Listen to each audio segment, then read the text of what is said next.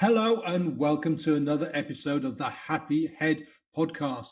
My name is Paul. How are you doing? It's grey and wet and windy and miserable here, but then it's May, so what else can we expect in the UK? Today, my guest is Kelli Hanson, who's just gone back from doing the school run and was complaining about traffic of all things. How are you doing, Kelli? I am good. Thank you so much for having me on, Paul. And yes, traffic is starting to get more and more busy. Gosh. Yeah, we were just talking that, COVID has been very unpleasant for a lot of people, which I completely understand and accept. Yeah, but there have been some kind of very small side benefits. Like, for example, if you had to go from A to B, and you had, of course, a valid reason to go from A to B, there was no traffic, and you could get there in the time that your GPS would tell you. Whereas under normal circumstances, you had to add on about an hour to your GPS because it wasn't figuring for traffic. But now we're starting to get back to normal. Here in the UK, we're in the middle process of undoing everything. So at the moment, like pubs and coffee shops can serve you provided they've got an outside space. But let me tell you, where the weather is right now, you don't want to be sitting outside having your lunch. It's too bloody cold. Shops that don't sell non-essential things, that sell non-essential items, are open, but you got to be masked up. But the D-Day is coming June the 12th, all being well, then all the restrictions end, hopefully. I mean, there'll still be some travel restrictions because obviously there are still some countries that are struggling with things, but wearing masks and having to wait outside the pub to eat your lunch in the cold and all that kind of stuff is gone. What about where you are, Kelli? What's the kind of lifting the restrictions going to be like? So I'm in Denver, Colorado in the US, and we still have to wear masks indoors, but from the latest thing that I have heard is as long as you're fully immunized, can't talk today.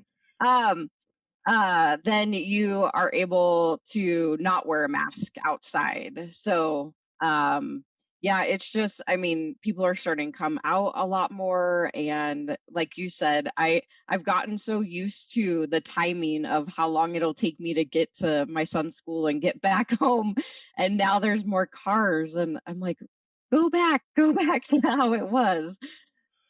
Yeah, remember reading somewhere that way back when this first kicked off, sort of about April and May last year, there was a huge beneficial effect to kind of like the environment and to nature because there were no planes flying, so there was no kind of external noise. The skies were clearer. I could definitely hear more birds because I live in the center of a small town, so there are usually quite a lot of traffic and noise. I could hear more birds, see more birds, and yeah, things just seem to be a bit fresher, a bit clearer. Whereas now, as things are starting to drift back towards normality, he says in quotes, the smog's kind of coming back, the noise is kind of coming back, and the birds are disappearing again, which is really, really sad. So I love birds.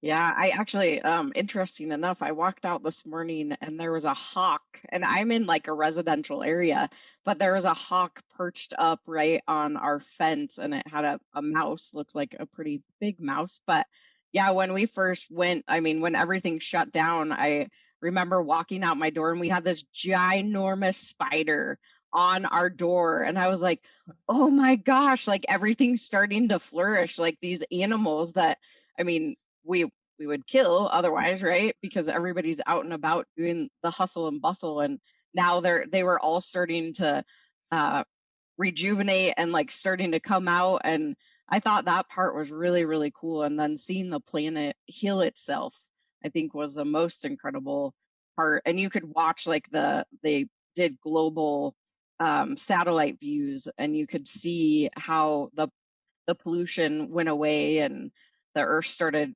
regenerating itself. And so I think that is an incredible part, and we should definitely take a book out of that, or a page out of that book for sure.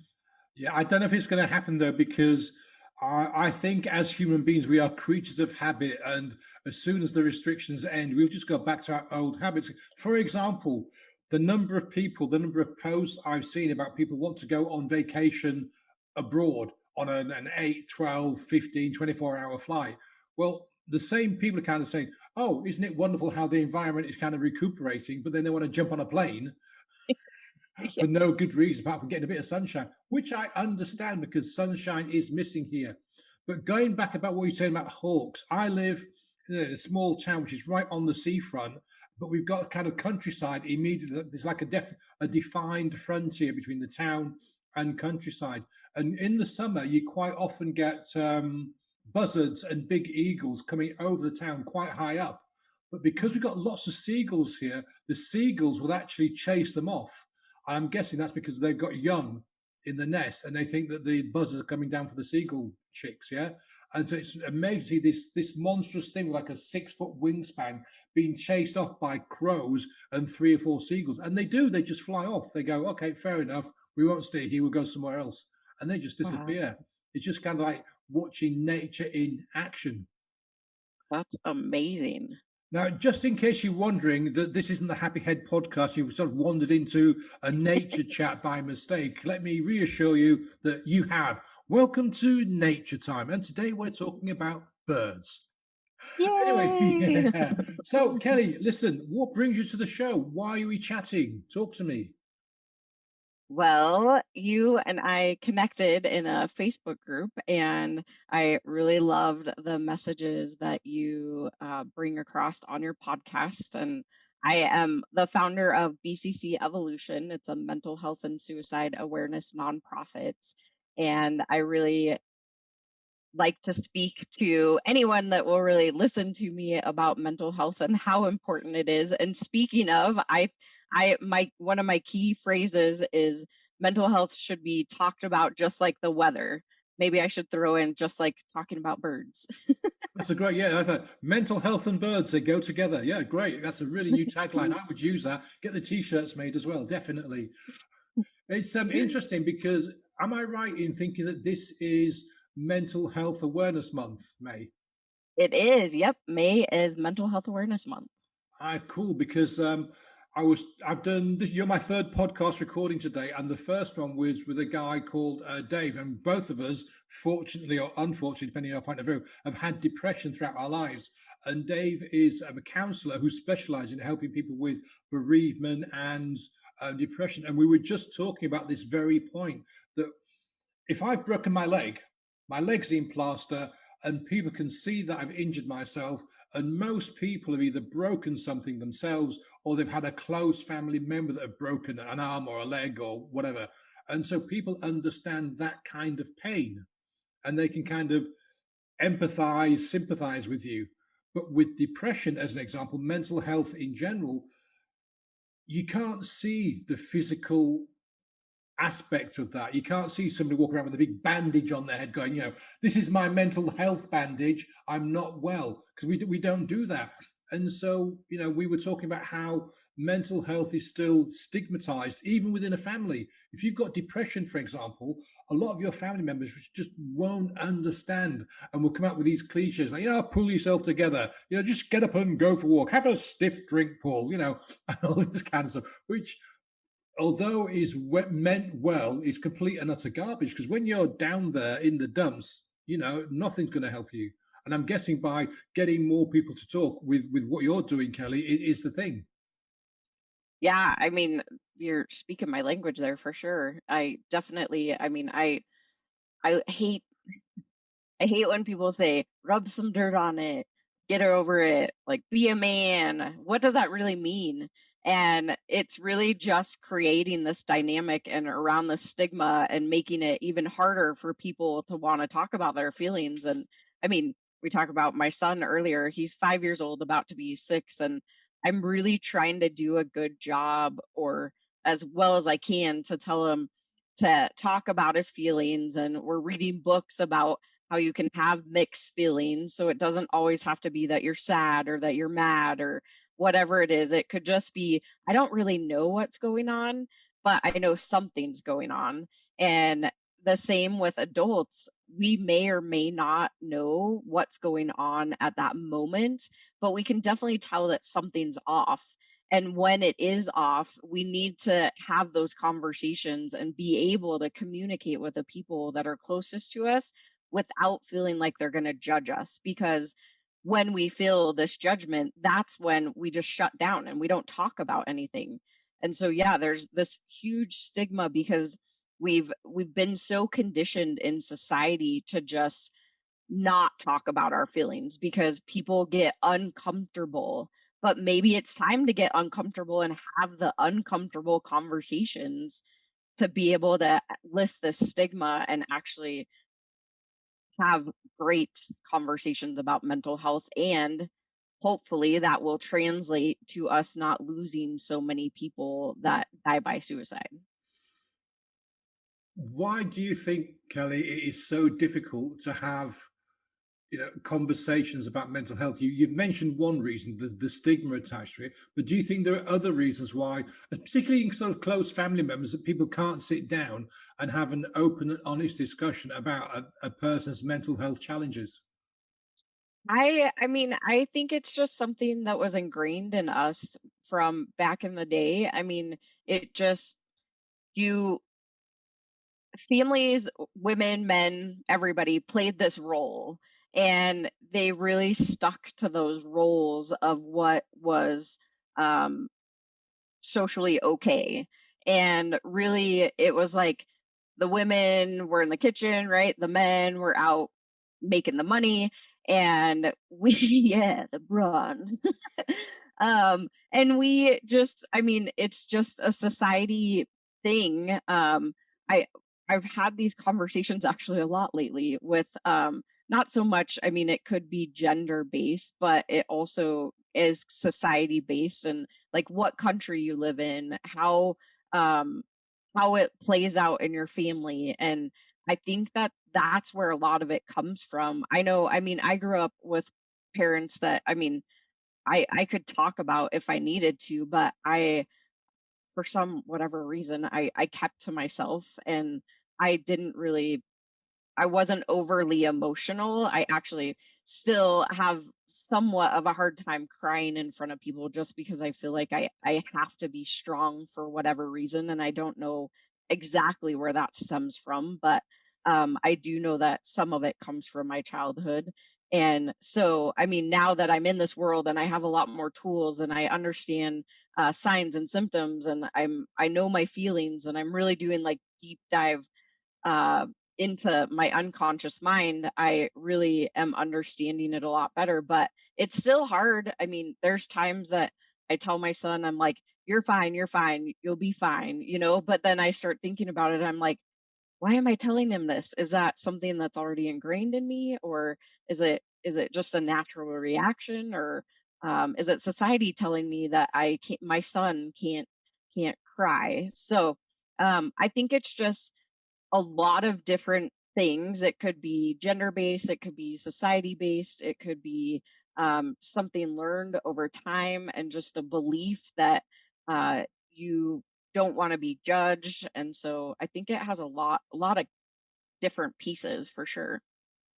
Do you think it has anything to do with a lack of understanding? As I mentioned earlier, if I break a bone and the hospital put a plaster on, everybody or practically everybody knows what that signifies and understands that, and therefore they can empathize and or sympathize.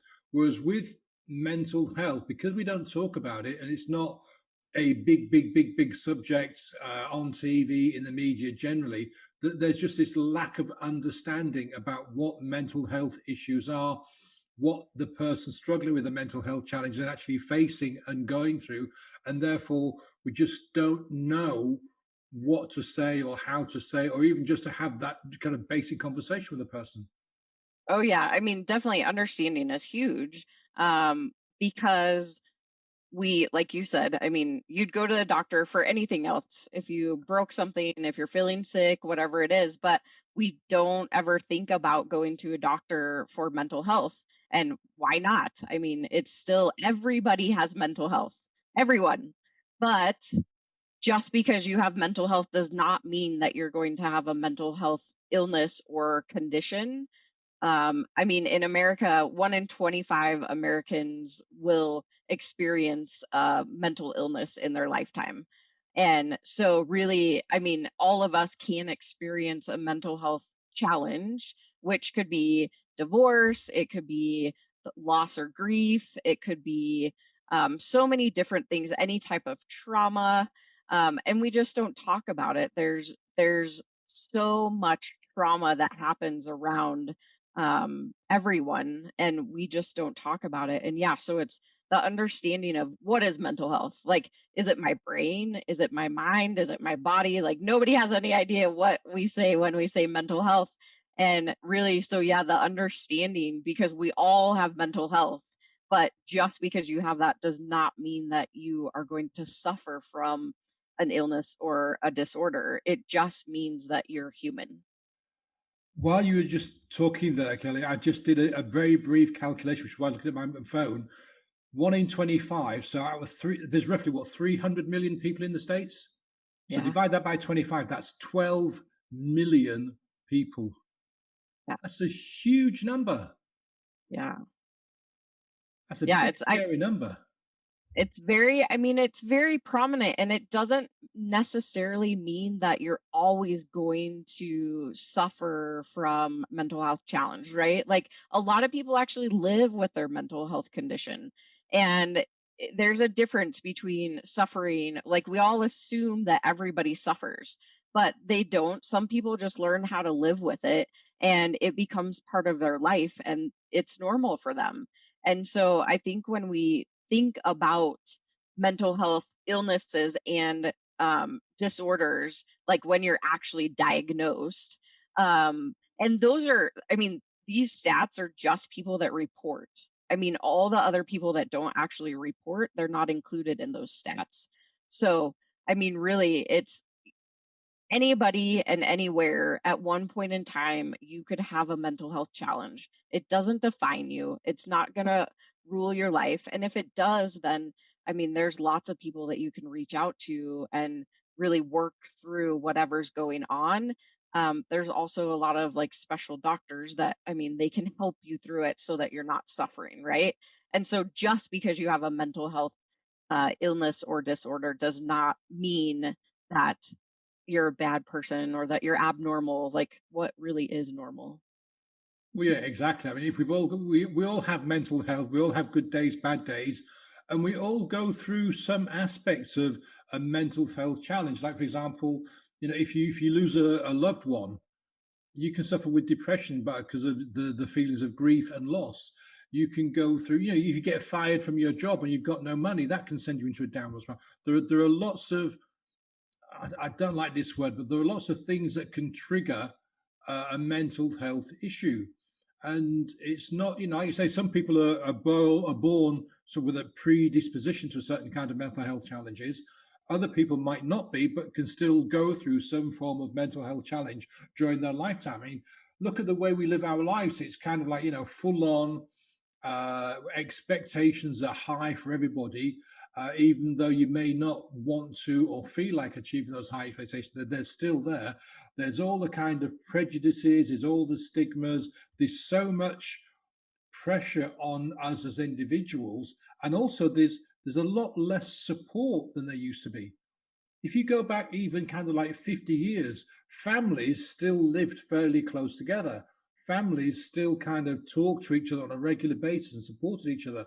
But now, for whatever reasons, families seem to kind of split apart, and the old kind of nuclear family that used to be a bit of a cliche pretty much no longer exists. So those kind of personal, close support structures aren't there anymore. Those people that you used to be able to lean on aren't there anymore.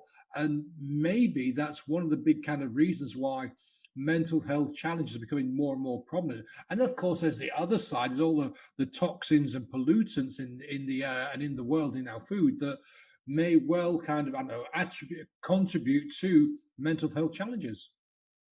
Yeah, definitely. I mean, environmental is for sure one of those things that can contribute. I mean, the food that we eat can contribute.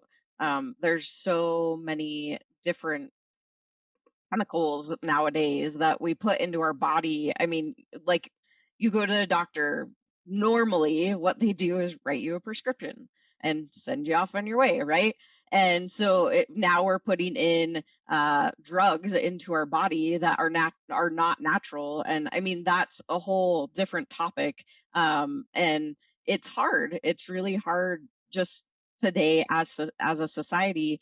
And I mean, you kind of touched on it too, is there's just so much that goes on that's centered around mental health, and just not enough people talk about it. They just don't understand it. And so that's really, I mean, BCC Evolution, what we're trying to accomplish is really get that education piece so that there are more people, feet on the ground, understanding, maybe not so much like in that professional space, but just the general understanding of what is mental health, what is trauma, how do I move from this trauma into being okay, and or how do I move from suffering into living, right? And there's just so many ways. And like you said, I think there's just more people in this world, but then the resources aren't there. And then we try to add more resources, but there's just never enough. And that's why I think feet on the ground, those everybody should be educated more to help out the professionals. I agree completely. Do you remember the movie Crocodile Dundee? Yes. There's a scene in there where he's been invited to a party, and somebody talks about everybody's got it's one person talking about a therapist talking to a therapist, and then Crocodile Dundee talks about he didn't realize why so many people were ill, and then it turns out it says, well, they don't have enough mates, don't have enough friends, don't have people to talk to, which is why people kind of reach out to therapists. And I thought, yeah, that is so true, because again, in the back in the old days, whenever they were, people tended to have more friends, more contacts, so people kind of like talk things out rather than bottling stuff. If they had people to reach out to, even in like the UK, we had like social clubs and men's club where guys could go after work and have a pint with their mates and talk about stuff. Whether they actually talked about mental health issues, probably highly unlikely, but just having conversations about football or work or other stuff gets you out of your own head, gets you out of your own space. Because when you're on your own, I think lockdown has really contributed to this in a negative way. That when you're on your own, all you kind of have to think about, if you're not careful, is what's going on inside your head, and usually the negative things that are going on inside your head. Whereas if you're with a bunch of people, you don't get that. You're talking, you're having conversation, you're talking about the weather or birds or this or that or the other. So you're not focusing on what's going wrong in your life. You're just having conversations. And I think one of the biggest issues is we're not having those conversations anymore. Just general chit chat about, life, the universe, and everything, like Douglas Adams used to say. Yeah, no, that's a great point too. Is I mean, as humans, we need connection. Even the introverts out there, they really do need human connection. And this whole lockdown is really proving that point more than it's ever been. And I mean, I have 4 people in our house. So sometimes for me, I'm like, "Get me out of this house."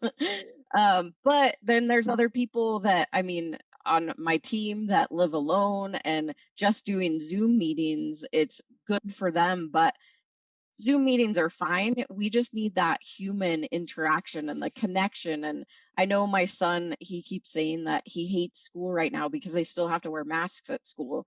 And he really loves being at home because he can play with his friends and he doesn't have to wear his mask and he can touch them. Like that was something that he said the other day because he's really huggy and he likes to hug his friends. So he said that the other day, and I was like, even a 5-year-old gets it.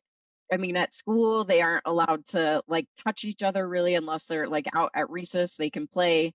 But otherwise, they have to wear their masks, they have to wash their hands all the time, which is good hygiene practice. But also, it's that connection and being able to hug. And I know it's been so hard for so many people through this pandemic, and we're really now understanding the effects, whether you feel like you're a person that likes people or you're a person that is always outgoing. And we're finding now that more than ever, we need that human connection, whether it's just sitting down, like you said, at the pub and having a drink or having that conversation. And it doesn't even have to be about mental health, it can be about the weather and birds or whatever you want to talk about. But that communication is so key, and the touching and hugging and friendship, definitely important. Oh yeah, I mean, I live alone, and there are two things that I have really missed during this lockdown. First of all, coffee shops. I do my kind of peopling, getting involved and talking to people and chatting in coffee shops. Go and sit there with my laptop or a pack of cards and just sit there and talk to people, or just actually being in the atmosphere where other people are around you, kind of just absorbing that. Yeah, that's the one thing I've missed, and because they've been shut down for so long, it's just ugh, I just can't wait until it opens up again. But the other thing is connecting with my friends, going for lunch with my friends, being able to give my friends a hug, shake hands. Just not been able to do that. And for somebody like me who lives alone, that's a huge thing. If you're in a family of people, three, four, five, six, whatever, yeah, it's the opposite. Oh my God, just get me out of here. Sometimes I understand that completely. But conversely, for me, it's like, I just so miss being next to someone, being able to actually physically hold that person, even if it's just like a handshake. That connection is just so important. And I'm not going to say frightened. I'm just really wary of what's going to happen to a lot of people as this kind of lockdown starts to fizzle out and end. Because I'm already seeing lots of posts from people saying, I don't know what I'm going to do. I'm so afraid to go out now and to get out back into the world. I don't know how I'm going to be able to handle it. It's a very scary thought to think that people have been actually locked down for a long period of time. Now don't know or are wary about actually going out into the world again. That's so strange. Yeah, I mean, I think all of these things that we never thought we would have to worry about over our lifetime are now coming out. And I it goes back to that understanding, like, am I safe? And I think a lot of people are wondering, if I go back out into the world, am I going to be safe? Am I going uh COVID-19, right? Like, there's so many questions that go through our head. We're like re-entering the world, and it is beautiful. And I mean, you can take all the precautions that you want. I mean, I talk to a lot of people about, I mean, the flu. When the flu first came out, right? It was a pandemic itself. And unfortunately, there were lots and lots of people that we lost, but we got better and better every single year, understanding like the strains and what we needed, how we needed to get vaccinated. And people choose to not, or they do choose to. And you really have to worry about yourself versus everything else around you. I mean, you can really only control yourself. So, taking away some of that overwhelm and really maybe like chunking it down for the people that are worried, and making sure that they know that they are going to be safe re-entering. But it is important, and we need to, like you said, especially the people that do live alone, having that connection. You need it as a human. That's just how our body works, and that's what's going to help people get out of depression, get out of fear, get out of worry, is really getting that connection again. Because biologically, it actually does help, what I call, release our happy juices, which is all your serotonin and your dopamine and all these things that make you happy. And I call it our happy juices. So, getting that connection, whether it be a handshake and then you go wash your hands, whatever it might be, but getting, like, being able to touch and hug and conversate without feeling scared or worried, I think is going to be really important, especially as the world reopens. Oh, yeah, in the first few months, definitely. So what actually brought you to be working in the mental health world, Kelly? I lost my middle sister to a completed suicide on February 20th, 2017. And I really just knew that I couldn't sit around and do nothing. I also found, though, that the very first year after she passed, I don't think I was really truly living. I was just kind of surviving, and I was always constantly busy. And I finally had a breakdown towards the end of the year, and I was like, something's got to change. And so I seeked professional help. I also did what's called NLP, it's neuro linguistic programming, but it's a type of modality that works with your unconscious mind. And that was the most powerful thing that helped me, because I was able to go back to my childhood and forgive her for what she did, but then also forgive myself, because I was living with the shoulda, coulda, wouldas and hoodoo voodoo we doos, as I call them. And I was really like, why didn't I see the signs? Why didn't I know what was happening? And I didn't have the skills that I do today. And of course, I always wished I would have. But now, in retrospect, I do see the signs as to her unraveling. I had shut off my emotions to her because she had attempted 6 other times. And I was at this place that I was like, I don't understand why you don't want to be on this planet, and I can't deal with you doing this all the time. And so my emotions were so shut off to her that when she did finally complete, I had no idea that it was coming. And so for me, BCC Evolution was this space that I would be able to help other families so that they didn't have to go through what our family did.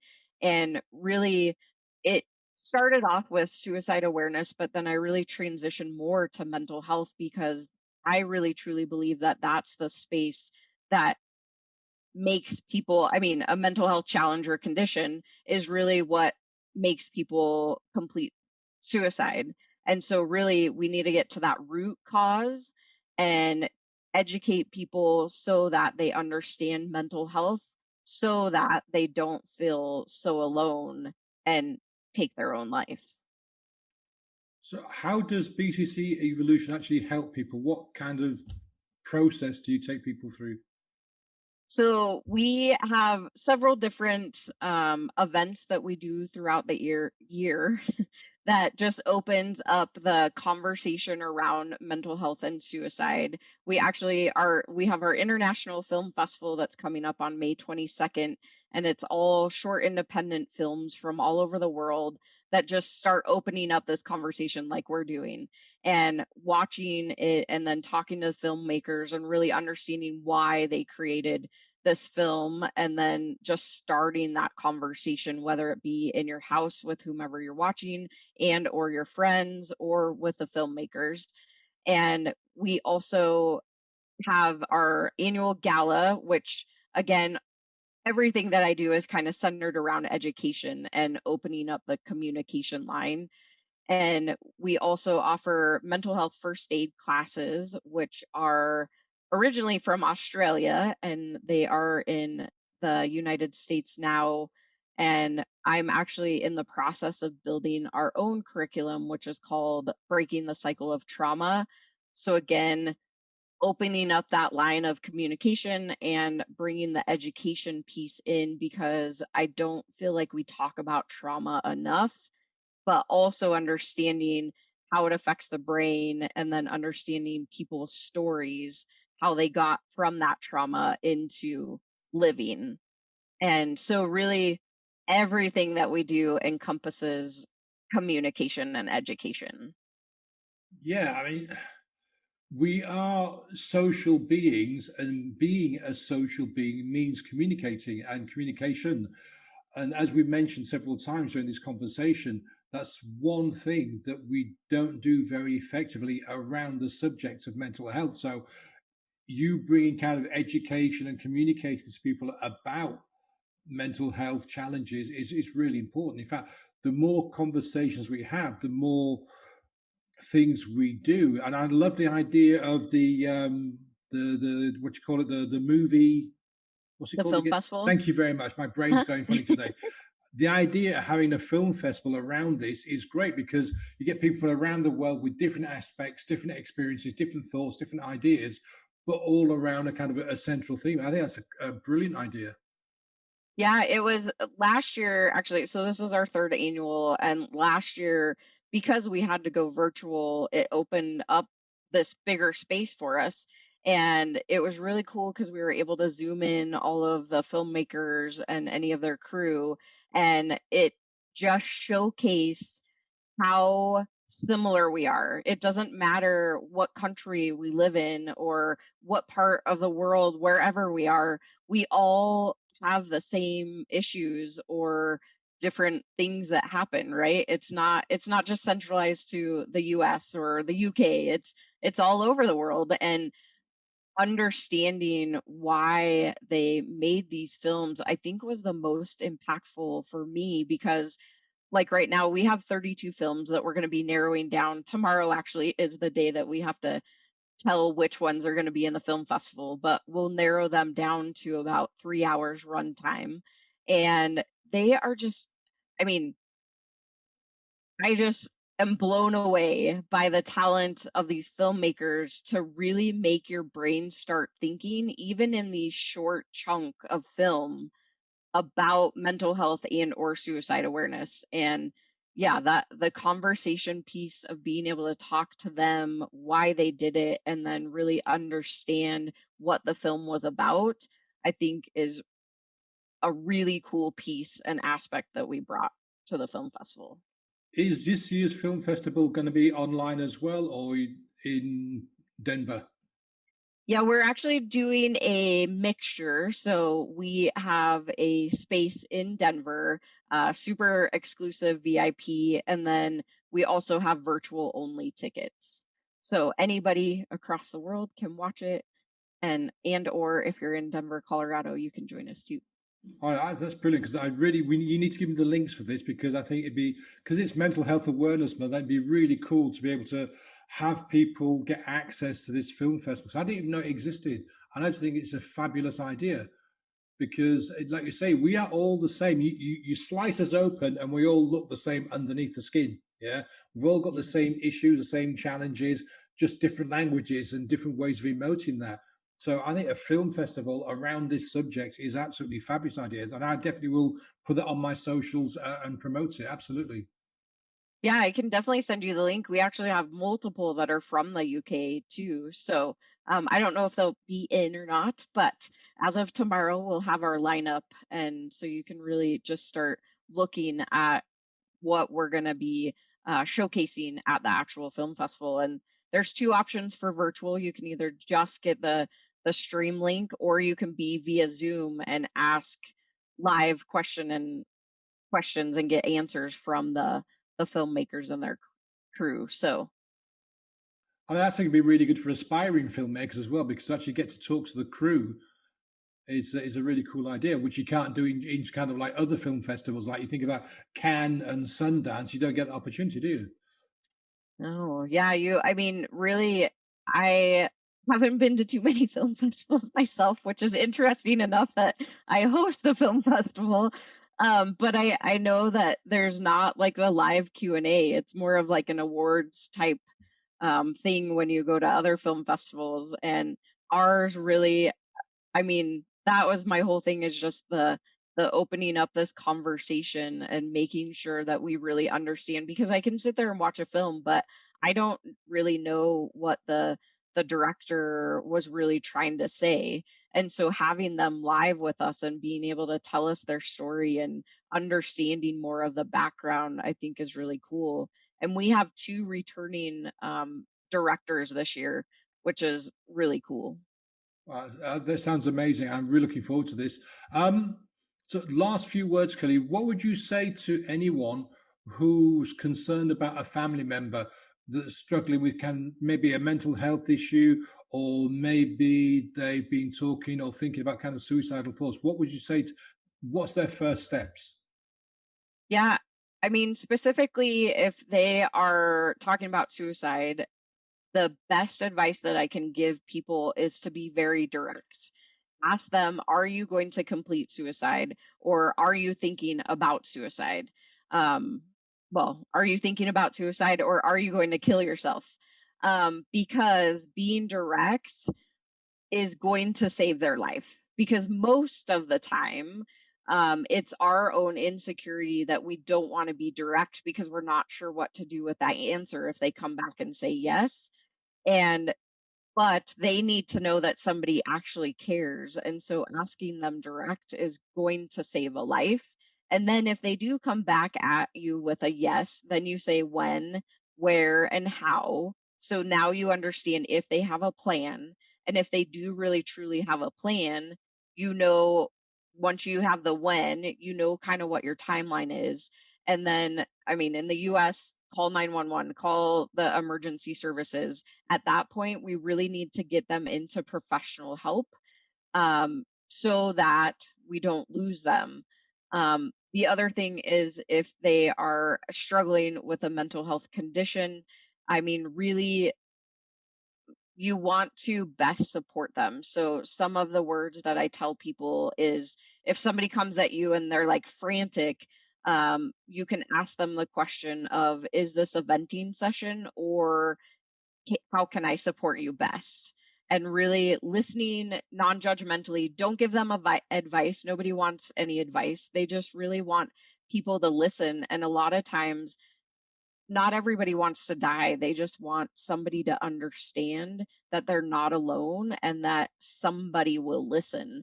And if you really truly listen versus listen to respond, then they would probably tell you exactly what they're going to do when they're going to do it. And it's been proven time after time that being direct is the most important, and don't let your fear get in the way of asking that question. And then with a mental health challenge or condition, really ask them how you can best support them. But don't use like cliche words like, are you okay? Because then you give them a way out, because they could say, yeah, I'm fine. So it's really those extra layered questions that are going to help support them best. And then as you, if you can, get them to seek help before it's too late, because I know in the United States on average it takes anywhere from 2 weeks to 2 months for somebody to get into a professional. So um time is of the essence for sure. Yeah, absolutely. Listen, Kelly, it's been a challenging subject, but a fascinating conversation. Thank you so much for your time. I really appreciate it. Yeah, thank you so much for having me on. I really, really appreciate it. That's the end of another episode, folks. Thanks for watching this episode with me and Kelly, and I'll see you again in the next one. Bye now.